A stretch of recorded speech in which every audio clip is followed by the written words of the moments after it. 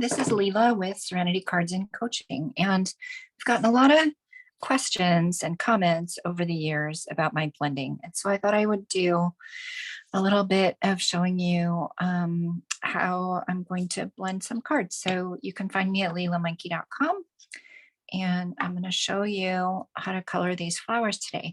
This designer series paper is one page in a pack of a new set of designer series paper line that's coming out from Stampin' Up! Effective May 3rd. This is just one of the sheets. This is one of the new in colors. Don't ask me the name yet. I think this one is Orchid Oasis.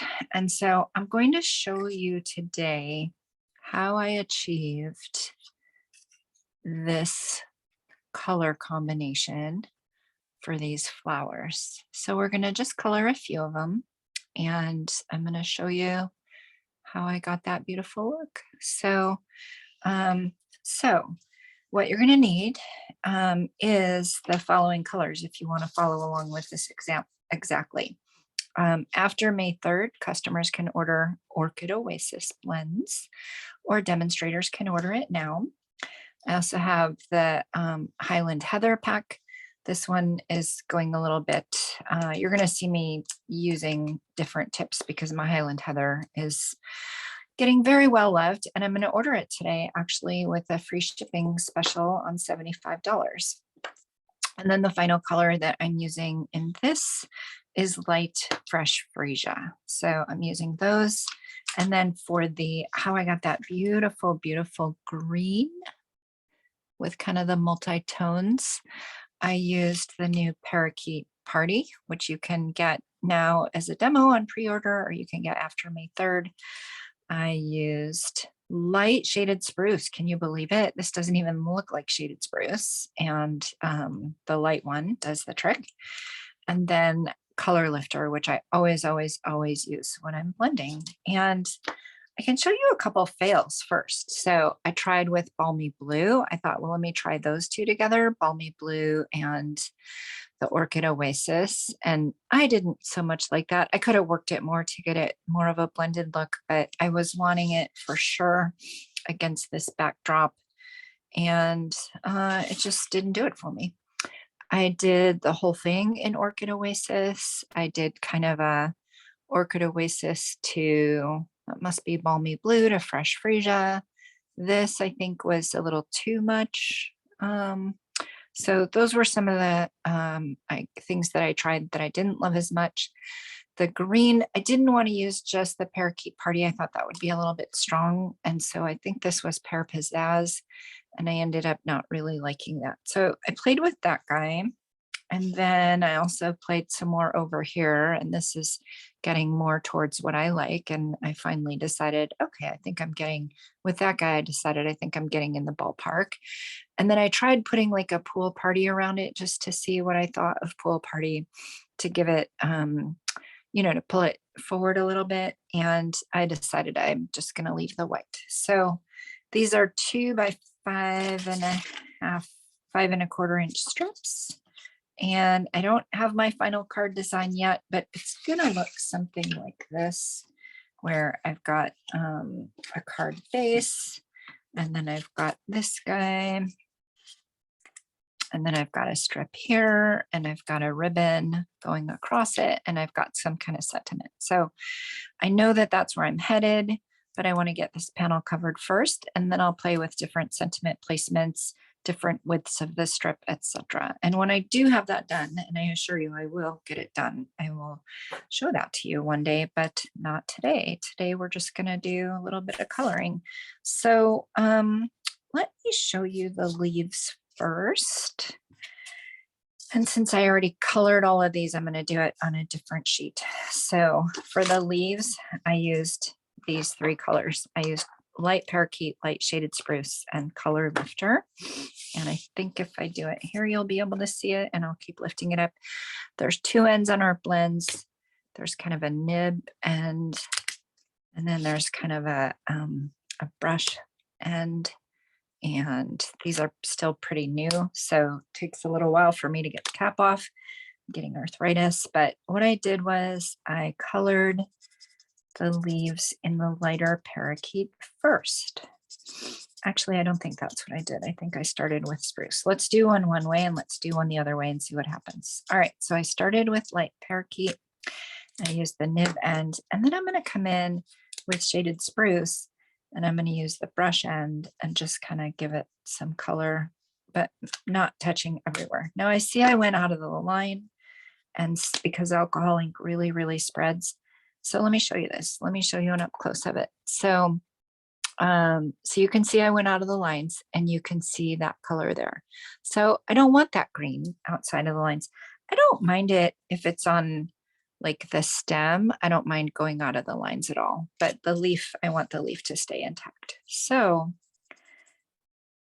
I'm just gonna literally, you would think that this is a white pen. It's not a white pen, it's a color lifter. So I'm just gonna come in and lift the color. And I'm going to set that to the side and I'm going to trust it and I'm going to let it be.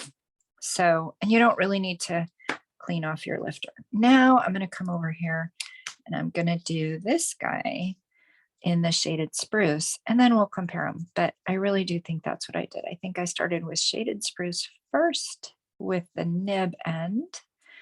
And I don't always go to the edge of my leaf. That might have been what was wrong over here, was I went too close to the edge. I don't always go to the edge of the leaf. So you can see here, let's do like another one that's just parakeet and one that's just shaded spruce and then one that's the combination. So here is the just parakeet. So let's take a look. Here's just the shaded spruce and that felt like a little too dark for me. There's just the parakeet. Like Goldilocks, that felt too light for me. And then here's the combined, and that really still, I can see some halo effect there. But isn't that just a better combination, I think, for what we're going for, which is kind of in this family here. So I've done my shaded spruce. You can tell, you can see some white spots there. I didn't go all the way to the edge, and that is to allow for bleed, and that is to allow for white spots. Then I'm going to come in and just do a touch up in the middle only with the parakeet party. I think that that's the sequence. I'm not really one for always exactly remembering. There's so many ways to get there. I'm not one for always remembering exactly the steps. But I can tell you there's lots of bleeding today. So I'm going to come back and clean that. Let me look at my original. Did it get bleeding and I didn't even know it? Where's my original? Boop, boop, boop. All right, here.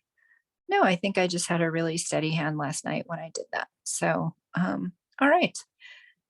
Yeah, so you play with it. Try one way, try one the other way. And this whole thing, you guys, is trial and error anyway. Like, how did I get to the point that I'm at with coloring? I've colored hundreds and hundreds and hundreds of hours. And honestly, there's people way, way, way better than me.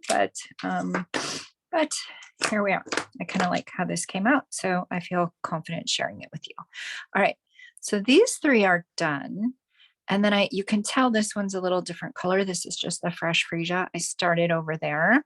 I started to color that guy. So for a fact, I start by coloring in the whole thing with light fresh freesia. So let me go ahead and do that. I'm going to use light fresh freesia. And I'm going to use the brush end as I'm in the middle of the flower. And then when I get to the edge of the flower, I'm going to use the nib end. So here I am. I've just kind of gone in and colored in just with the brush end. I did light fresh freesia. Now I'm going to come in with the nib end and go closer to the edge.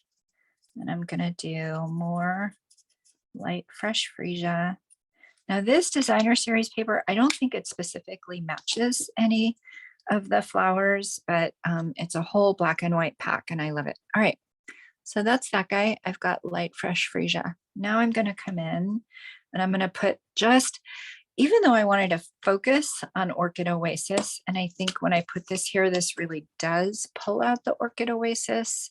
You can see I really only have just the tiniest touches in the shadows, right? So I'm going to now take my Orchid Oasis and I'm going to come in, I'm going to draw just the tiniest line right here, right here. And I'm going to do a little bit. So I'm thinking of this like shading. So I'm thinking of this like when one petal is in front of another petal, and Stampin' Up! Really helps us because they kind of give us some of those shading lines anyway. So I'm going to go like that because I think that this flower is in the front. These two are in the back. So let me show you what I mean by that. So I put some color at the bottom. I kind of went along the, I guess I don't know what that's called, but where the greenery meets the leaves, the petals. I just put like a tiny line right there. And then I'm thinking that this one is in the front and these two are in the back. So I'm calling that shading right there, to kind of do a demarcation. Now you can see it's not as blended as, right? So we're going to build and we're going to get to this state. But if you look here, you can see I've got it at the kind of at that join mark there. And then just like in the centers. So I'm really calling this guy kind of in front and the rest are behind. Maybe this guy and this guy are kind of, this one's really, really in front, then this guy, then the rest are behind. So let me come back over here and start to add some more color and start to build on this. You can tell I've got little white tips. And I like that, right? I like that when you look at it here, you're going to see a lot of variation. There's freesia at the end, and then you've got some heather. So let's start to introduce the heather.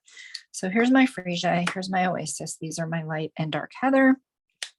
And now I'm going to come in. Oh, this is the one where this light heather, it's really starting to get shredded. So when your blend tips start to get shredded like that, it's really time to replace it or use it where maybe there's large surfaces, because there's still some ink in it. It just isn't going to give you the precision that you want. So I definitely need new Highland heather. Now, some might say, gosh, how come they don't last forever? How come there's not refills? There aren't, but they match our colors exactly. And so I'm fine replacing them. They last, I think I might have had these. I don't know that I've ever replaced Highland heather. So I think I've had them since they came out. So I'm going, I'm building and I'm pulling color. So what did I do? Where, I don't know what that's called, but where the stem and the leaves match and where I put that oasis, from there, I started to do heather and I started to kind of pull out right there. And now you can see I'm starting to get kind of that ombre look that I like, but it's still a little stark, right? So I'm going to go around where the shading is, because I don't want that to be such a stark contrast. So I'm going to color around where the shading is. I'm kind of going in a circular motion. And again, alcohol bleeds.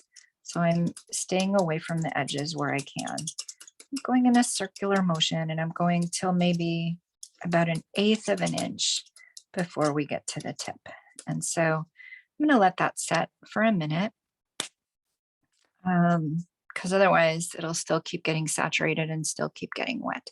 So you can see that it's starting to get a little more blended, but we still haven't achieved this look. So there's going to be one final step to achieve this final look right here. Now you might look at it close up and think, gosh, maybe that looks a little messy, or maybe it could be more perfect. At least I do, right? I look at it and I'm like, oh, but that's not what we want. I mean, that's not the perspective that someone's going to have. Someone's going to look at this in its entirety and it's just going to look like really quite pretty, right? You're looking at the, I don't know, the gestalt, not the individual little lines of each marker or whatever. You're looking at it holistically as a whole contained thing and not just the tiny pieces. And so I'm probably going to cut that strip a little narrower, but yeah, we're starting to get that built. All right, it's had a little bit of time to dry. If I wanted to, I could use my heat gun to let it dry a little more. Really gets saturated on the back, right? So you want to make sure you're working on a protected surface.